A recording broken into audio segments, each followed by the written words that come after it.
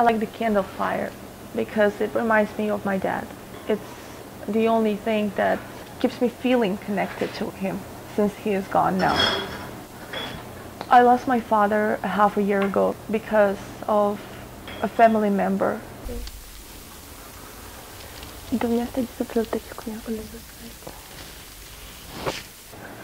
He just took a bat made of steel and started beating him up until he lost his consciousness. I always think that it's easy to excuse somebody's small failures, like the small damages that people do unintentionally. And it usually made me feel that, I can forgive anybody for anything. Because in the end, it's all about being human, because people have the right to make mistakes. But when somebody messes up your life like this, what do you do when you're damaged? How can you forgive somebody?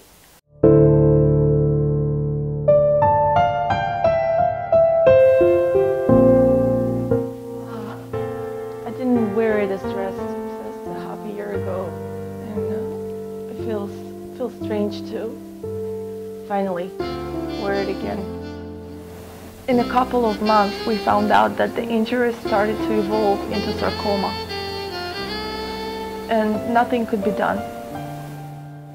When I saw my father's breathless body just in the grave, I really wanted to kill that person. I was just constantly plotting the murder of this man in my head.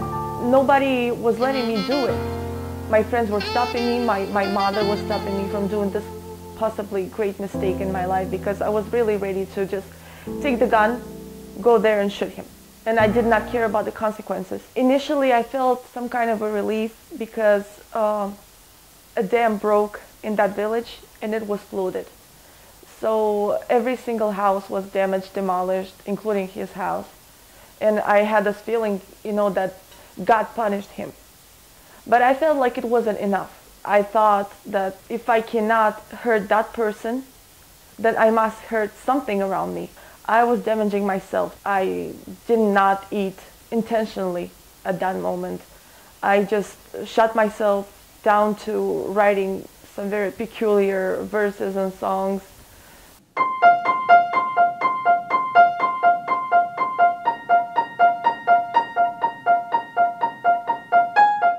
It was about this man that I just couldn't get out of my head. And since nobody was letting me do the justice and kill him, I projected this and I was trying to kill myself. I was feeling dead, and I just wanted to continue being dead. I took the keys to the car and I drove to that village for the first time in years to find the guy.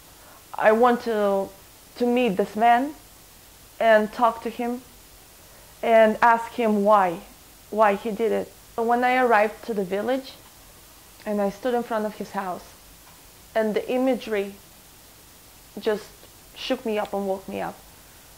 All I could see is this man that I knew a long time ago was laying on his stairs in an exceptional state of drunkenness, rambling and seeing things around. And at that point, I stopped feeling anything.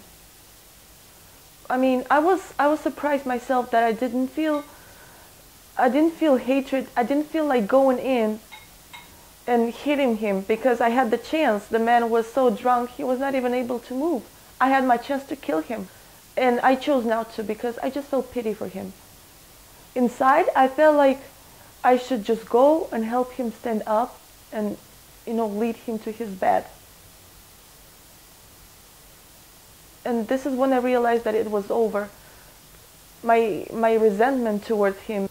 And I just stood there for a couple of more minutes, then I just turned back and drove back home. I just had to let it go. And letting this man go helped me let my father go too.